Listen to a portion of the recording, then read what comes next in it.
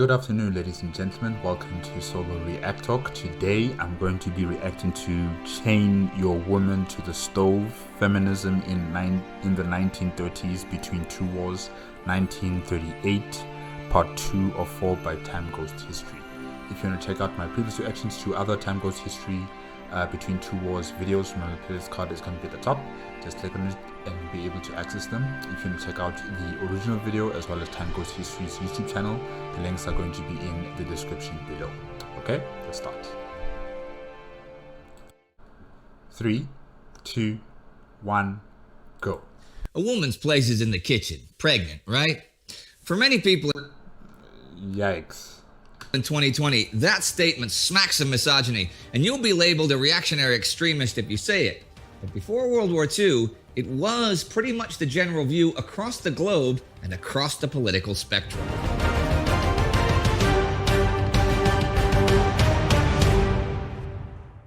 Welcome to Between Two Wars, a chronological summary of the interwar years, covering all facets of life, the uncertainty, hedonism, and euphoria, and ultimately humanity's descent into the darkness of the Second World War.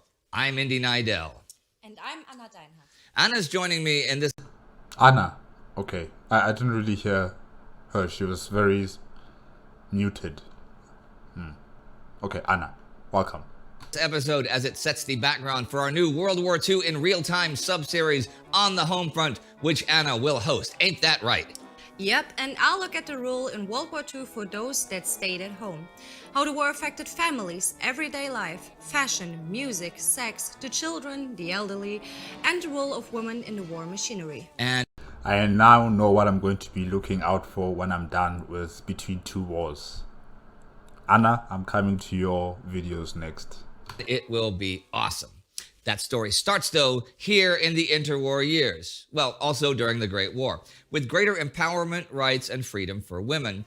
And then the counter-reaction to all of that. Now, in our episode, Sex, Drugs, and the Right to Vote, we looked at the political emancipation of women, and now we will look at the role of women at home and at work in the 1930s. In 1938, there are two characters that pretty much embody the opposite extremes of women's situation. First Lady of the United States, Eleanor Roosevelt, and the leading lady of the Nazis in Germany, Gertrude scholtz-klink. Bet some of you thought she was going to say Magda Goebbels. Oh, like two guys, probably. And no, Gertrude scholtz-klink is not Colonel Klink's wife either. Anna, do you know who Colonel Klink was? No.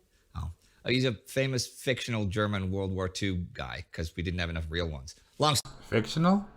story. Anyhow, It's not just people that illustrate the situation in the 1930s. Household appliances play an important role, like the automatic washing machine that is introduced this year in 1938. you know what? In March 1931, the first electric razor goes on sale in America. But this is an exception to the household revolution that is underway across Europe and the Americas. You see, most of the automation of our everyday life that picks up speed after the Great War is directed at stay-at-home women. Inventions like the pop-up toaster, electric stoves and ovens, the vacuum cleaner, electric washers, and dishwashers are products meant to make life easier for the ones that do all the chores.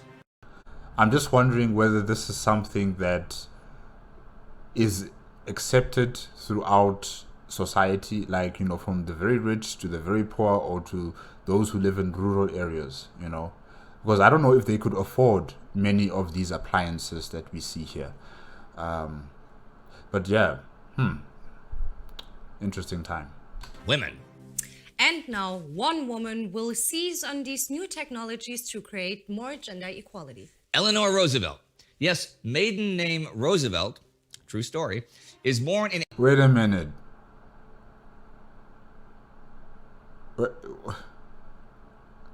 So they're related by blood? They're family members? 1884 and marries her father's fifth cousin, the future president Franklin Delano Roosevelt, in 1905. Whoa.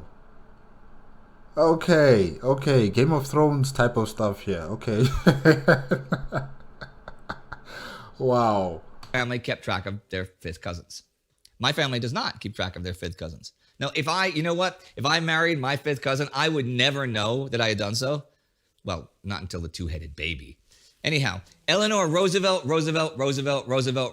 is a modern, outspoken, and progressive woman, and also a reluctant wife and mother of 6. Reluctant, why? See, when her husband is caught having a long-running affair with Eleanor's social secretary, and then he's hit with what is diagnosed as polio, but is more likely the autoimmune disease Guillain-Barré syndrome, their relationship transforms into more of a political alliance. She campaigns alongside him, even stepping in as a surrogate when he's too weak. Okay, I'm sorry. Let me just pause here. You have a family, you have 6 children, and still you have some lady on the side. Why are you doing that? Why?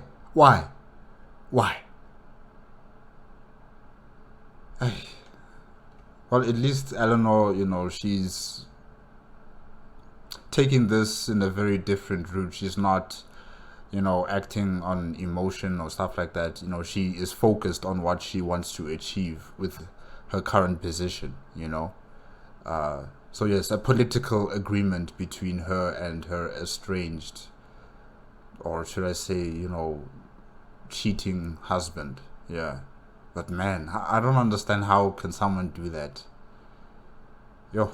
Inserts a very progressive gender equality component into Franklin's and her agenda. She sees inequality for women as a societal problem that endangers economic growth and improves standards of living. Confining women to the home is to Eleanor Roosevelt a loss for society. In 1933, during the Great Depression, she will write, "If a woman wants to work and keep her home, let me ask you, Mr. Man, to help her and not to hold her back." She does understand, though, the importance of the core family, but believes that the home revolution can create both more sanitary and more efficient households to free women to contribute to society and work outside the home. And it increases the income into the family twice. It's not just now the husband who is bringing in money into the house. Now also the wife, who also has a job, is also bringing in money into the house. More money into the house means money for expending on things that are needed. Food, electronic appliances, better housing condition, better living standards. You see, so yeah, I really support this political stance as well as economic stance, I could say, that Eleanor Roosevelt was championing. It's progressive, but it's actually also a return to tradition. Women working both in and out of the home has been the standard for most of human history. Well, yeah, outside of the upper and middle classes, so for most people, the gender division in the Western world that Eleanor is now challenging is not that old in the 1930s. In fact, it's hardly a century old. Before the Industrial Revolution, the family unit in most parts of society is integrated as a whole, sharing the breadwinning. While there are gender roles based on physical capacity and ability, these roles are fluid, and both sexes often work together, or at least side by side. Adult women who were often, most of the time pregnant or nursing could still be an active part of that labor force. But don't get us wrong. This was not some, utopia of blissful rural life, inequality, and gender harmony. No, for most people, life was harsh. It was difficult, it was unforgiving, and it was much, much, much deadlier than modern times. But farming and cottage industries created a more or less gender-integrated society, at least outside the cities. Now, this changes when the factories come around. At first, women are actually the main workforce in these new factories, like in the big textile mills in Britain. But as production becomes heavier with longer workdays, married women, again, most of the time pregnant, become relegated to taking care of the young children and the household. At the latest, by 1850, this has cemented the core family of husband, wife, and children, where the man of the household, and often the kids of the household, work for salaries while more and more mothers stay at home. So when the Industrial Revolution then goes into overdrive in the second half of the 19th century, and some workers start an upwardly mobile transition into professionals of the growing middle class, it is the men that make that journey, while their wives are figuratively speaking, chained to the stove. But already by 1900, some people are making plans to change that system for commercial reasons. They are the American utility companies, mainly the electricity providers. In 1900, utilities have already been working for several decades to light up the cities of America, first with gas and then with electricity, and to provide the growing American industry with power and running water. But by 1900, although those markets are not nearly saturated, the companies know that to keep growing, they need to expand their consumer base. In 1900, only 8% of US households have electricity and about 15% indoor plumbing, and that's mostly in the cities. By 1920, 35% have electricity. It is still unevenly distributed, with more than half in the cities and only 3% in rural households. But you see, in the countryside, not everyone is so eager to get powered up. You need a reason to want these services, and things seem fine to people in general as they are. It's hard to believe that, you know? I mean, in our time, you can't exist without electricity. You know, you need electricity for every single electronical appliance or device that you're using. You need electricity. To access information, you need electricity. To have water coming into your house, you need electricity to pump that water into the pipes, you know? So, yeah, I mean, this is just, it's amazing. It just shows how rural, you know, that the society was back then. And, you know, these things, these amenities that we cherish so much in the cities or the towns, you know, it just hasn't really reached the rural areas just yet. And they just don't see it as something as important in their lives. You know, they can still continue doing as they have done since their forefathers, you know, collecting water at the river, planting or harvesting their fruits of their labor on the farms, and, you know, having the same sort of lifestyle that they've been having in those rural homesteads, you know. And yeah, it's just amazing, really, because that's why I'm saying, like, you know, in today's world, there's just no way. There's no way you can survive without electricity. I know that there are some communities out there still in the world that, you know, that have disconnected themselves from, you know, the rest of the world, from civilization. But eventually, it will catch up to them. It will catch up to them. So the companies need ways to create reasons.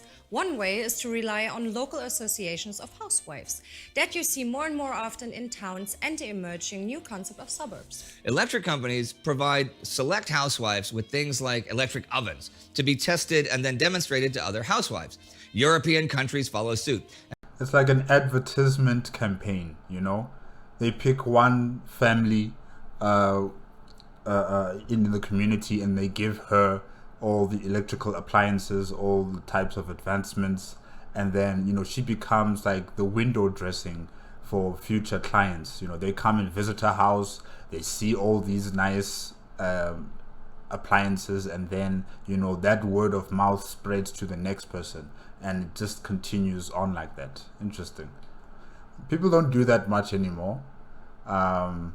Yeah, because, you know, we have our cell phones and radios and TVs that advertise everything for us. But you rarely find a family, you know, having a particular item that they are trying to sell to everyone else in the community, you know. Yeah, interesting. And soon, magazines are full of ads showing happy, smiling housewives with slogans like electricity in every appliance. I can't believe you said that with me. Thank you. That are intended to convince husbands who still hold the ultimate decision on financial matters to make their spouses equally happy. That's so nice. But this does have the side effect of creating new kinds of salary jobs for women. In 1917, for instance, the Public Service Electric and Gas Company of New Jersey creates an educational program to show women how to effectively manage the home. Gas and electric companies, manufacturers, home appliance producers, clothing firms, packaged food retailers, they now all start hiring female home economists. Now, as a percentage of the female labor force, this is not really significant, but they contribute to the reshaping of modern expectations of home life. The number of such departments in the US goes from 50 to 400 between 1925 and 1930. That's just 5 years. Wow. Again, European countries follow. In Germany, Berlin's electricity company, BEWAG, set up an information center in 1924 and then a show kitchen in 1926 to demonstrate das elektrische Kochen. But let's not kid ourselves. This is all entirely an issue for the middle class and the upper class. Appliances are still too expensive for the masses. And it doesn't have any real effect on women as equals in society. In fact, in the 1920s, despite the youth revolution, the average woman is just as conservative on gender issues as men. As long as times are good, people are pretty happy with the status quo, or they want to go even further and turn back the clock to pure patriarchy, like the fascists in Italy and the Nazis in Germany. Yikes. By 1932, one woman in Germany emerged as the advocate for less women's rights, Gertrud Scholtz-Klink. Born 1902, she has a brief career as a journalist before she marries her first husband, Eugen Klink, who dies suddenly in 1930, just after the couple had become active members of the Nazi Party. In 1932, she remarries with Günther Schultz. By now, she has started rising through the ranks in the party. Rising through the ranks? No, you're right. She is not rising through the ranks because as a woman, she cannot rise through any ranks in the Nazi Party. Women, thank you, are prohibited from serving in official party functions, and they cannot be members of the executive branch. What really happens is that Scholtz-Klink gets a role as the figurehead for Nazi policies for women. Then, essentially, she has risen through the ranks, in a particular, sphere of influence, in terms of women expectations of how they should be in the German Reich, She has risen through that rank. I'm sure there was someone else before her who held that position, and she's been removed, allowing this lady to proceed further into this new position, So yes, she has risen through some sort of ranking system, I would say. You can summarize these fairly easily, right? Women are an extension of their men and shall serve loyally, silently, and dutifully the cause of the German race. They shall be strong, but obedient, silent, but active, and they shall sacrifice all demands of individuality for the greater good of the race. The contradictions. No, it's just contradicting, really. Sure. Or, as Scholtz-Klink puts it, und es überfällt sie die tiefe Erkenntnis, was heißt denn Volk? Volk bin ich. Und dann versteht sie unsere nationalsozialistische Forderung, das kleine eigene Ich sich dem großen Du, Volk, unterordnen muss. The same goes for the men in the Reich, except women will have no say in how it will happen. After the Nazis take power, Scholtz-Klink becomes the head of their women's movement, including the Bund Deutsche Mädel, the female equivalent of the Hitlerjugend. While boys will be trained to be good little soldiers, the girls will be trained to be good wives and mothers to bring the Führer children of the expansion of the race.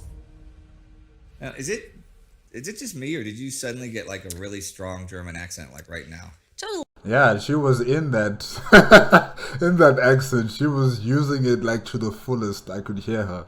I can suddenly feel all this German anger inside my uterus.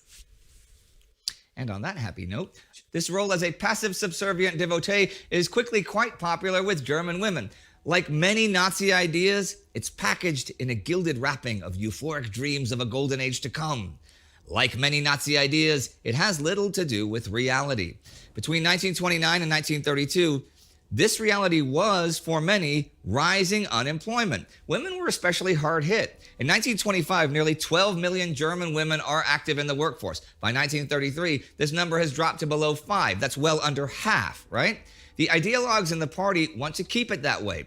So they introduce measures that will eliminate a large portion of these unemployed women from the statistics.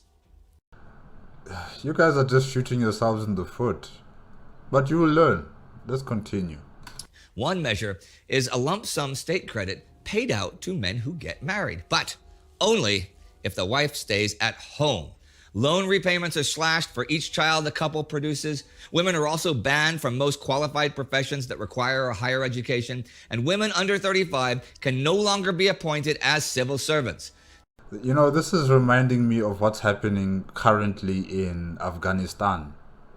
Although with them, it's a much more of a religious, aspect instead of a political ethos aspect. With Afghanistan, with their interpretation of their Quran and their religion, women are banned from anything and everything in society. They cannot contribute, they cannot participate. They are simply there to be the housewife, essentially, chained to the stove, essentially, and they're even, sealed in these veils of fabrics and clothing and everything. Like, they don't exist. So it's far worse, I would say, with what's going on in Afghanistan than what I'm seeing here, in terms of the times of the Nazi party controlling over Germany. But it essentially is just shooting yourselves in the foot, not having your male and female population contributing to the economy, contributing to society.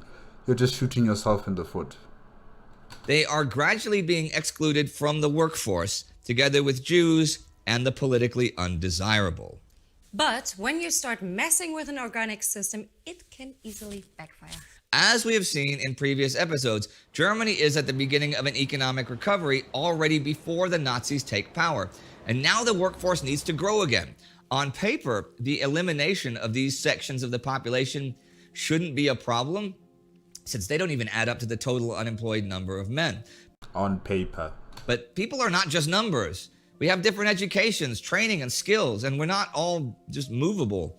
And even in Nazi Germany, people have personal preferences and might simply not want a certain job or a job at all. So Germany faces an asymmetrical deficit in the workforce already in 1934. In the countryside, the people that brought the Nazis to power are not affected by any of this. See, Germany is more agrarian than you might think. Over 30% of the workforce are in agriculture, and you can compare that to just 20% in the US and under 15% in Britain.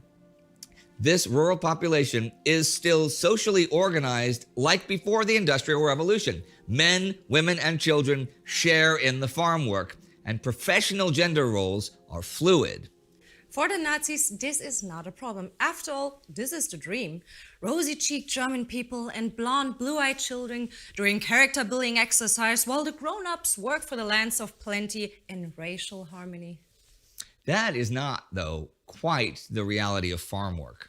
I'm pretty certain, actually. Anyhow, in the rest of the labor sectors, there's not enough people. And the Nazis quietly start rolling back some of their bans on working women. But one person who is not convinced is scholtz-klink. But she doesn't have a say. She is a woman, remember. Right. The male leaders now give her the responsibility for the female section of the Reichsarbeitsdienst. That finds unmarried young people for public works and to support the farming sector. Since scholtz-klink doesn't like the idea of working women, she sees it as a character-building program for young women to later become good wives and mothers. Similar programs are launched in the US by the Roosevelt administration for young men and women in the National Youth Administration. Eleanor Roosevelt is now First Lady and she is redefining the job. She is just as active in public as she has been while campaigning for her husband and the first to hold her own press conference. Her main causes are equal rights and bringing women back into the workforce. But here too, women face hurdles. Many businesses bar married women from employment. In 26 states, it's even against the law, with 18 of these states passing the laws during the Great Depression. And although women are not legally barred from most professions, 90% of women's jobs are in teaching and civil service for white women and domestic work for Black and Hispanic women. And Asians? I don't know. Me? It's probably the same. It's probably the same. The darker you are, or in terms of skin tone, you become a domestic worker. The lighter you are, you'll have a better prospect, I could if I could say that. Yeah. Meanwhile, the First Lady is busy making automation a real way to prosperity and new opportunities for women and their families. The creation of a model town, a planned community in West Virginia for unemployed mining families, is her main project. With indoor plumbing, electricity, central steam heating, and built-in appliances in all houses, it's a hyper-modern settlement. The project is decried as communism by the Republican opposition and is eventually a financial failure for the federal state, just like communism. For the mining families, though, it is, in their own words, utopia. More importantly, the world sees a new standard of ordinary living that could be available to everyone in some near future. In any case, if it is the First Lady's advocacy, government programs, or just the nature of recovery, more women enter the workforce, so that by 1938, women's employment rates have risen significantly. To a lesser degree, the same goes for Germany, but it is now 1938 that in the US, in Germany, and many other countries, things are really about to change for my gender. If she is, in fact, a woman. Support us on Patreon if you'd like to find out. What? It is the specter of war that sets things off. By now, every nation is arming. Some aggressively like Germany, others clandestinely like the US. The armament industry is heating up so fast that the only way to keep employment steady is to let the women in. In 1938, the Nazis effectively abandoned most of their ideas on keeping married women out of the workforce. Although this increases the amount of employed women by 20% by 1940, it is still significantly below pre-Nazi levels because of the remaining restrictions on what kind of work they can do. In the US, 80% of single women and 15% of wives will be employed by 1940. At the time, a record number during peacetime. So, here in 1938, women have gone from having jobs in the Great War, getting a taste of independence in the 1920s, abandoning or being barred from it, and then started going back to work thanks to another pending war. It's like, it's just up and down, you know. But towards the event, the main event, I should say, you know, World War, things start changing, and they change permanently. You know, they're not going to be reverting back to what it used to be before World War II, you know. So as soon as World War II is over, it's like set in stone. Things have changed drastically and have changed permanently, I would say. Eleanor Roosevelt is getting some of what she wanted, more power for women for the good of both family and community. Gertrude Scholtz-Klink's vision of the devout, obedient woman at home is already failing. And from 1938 onwards, she is at best a marginal figure in Nazi Germany. And as 1939 rolls around, this is just the beginning of change that will transform and is still transforming society in the 21st century. The war will stop the progress of domestic automation dead in its tracks. But it will bring an unprecedented amount of women into the workforce. And although the post-war times will see a return to conservative gender roles for women in the West, it will be accompanied by another economic boom, partly driven by domestic automation and home electronics that, for many, will create prosperity and leisure time at levels humanity has never seen. The home revolution will be a cornerstone of the information age, and ideas like gender equality, individual self-determination, and independence will spread across the world. But to set that in motion will first take the sweat, blood, and tears of hundreds of millions of women during 6 years of war. And that is what I will cover in On the Home Front, which you will soon find on our channel, World War II in Real Time. Yes, Anna, I'm coming to your videos as soon as I'm done with Between Two Wars. Definitely. And you can always contact us at hotindy@timegoes.tv and hotanna@timegoes.tv. Okay. for me. For her. Yeah. And now, go make me a sandwich. Yes, dear. Yes, dear. Thank you. Wo ist mein Badmantel?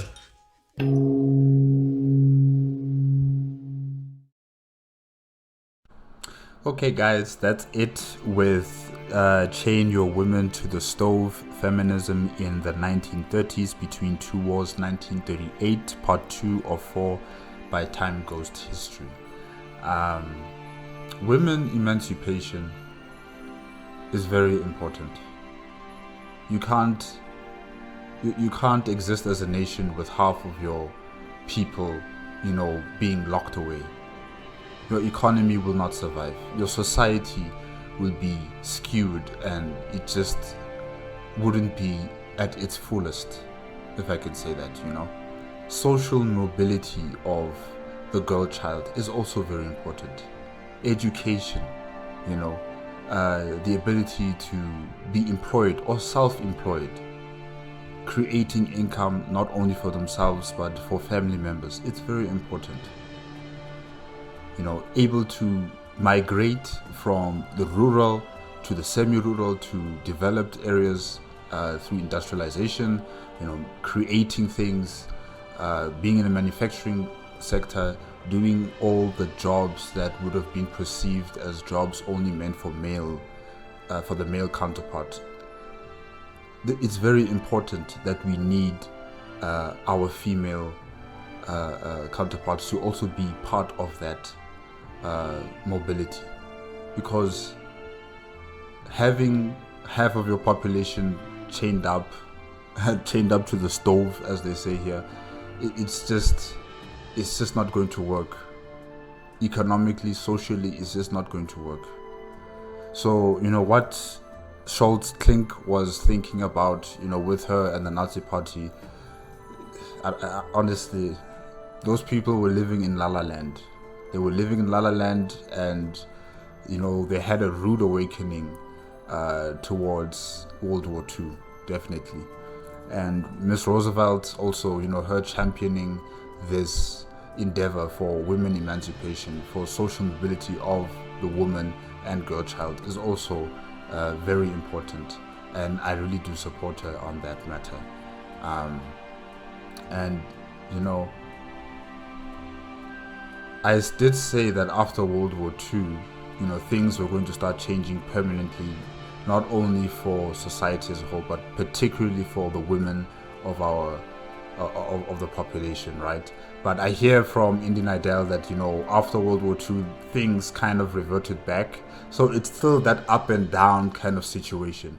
And even nowadays, we're still having this up and down situation where, women rights and their ability to be employed or self-employed is also still being brought under question due to current laws about, women who are pregnant, or women who, a pregnant lady, having the right to her own body to decide whether she wants to terminate a pregnancy or not, And in some societies, like in Afghanistan, where women are still being, looked at as these demons or something, where they should be kept away from the male society, where they should be veiled under so much clothing, and they should be kept in their homes, and they should not be allowed to do anything other than produce children and make food for the family. There's still some pockets of society that are like that still need to be eradicated. That is something that I will not, ask for forgiveness for, or to say that, I'm sorry that I think this way. No, this is a definite, stance on my side, that where there is societies where they believe they know what is best for women, how women should live their lives, how women should act and behave, I don't support communities like that. I don't support countries that do that. Every human being has a right to their own existence, has a right to their own body, has a right to their own place in society. No one should be telling them how they should live, how they should do things, how they should be.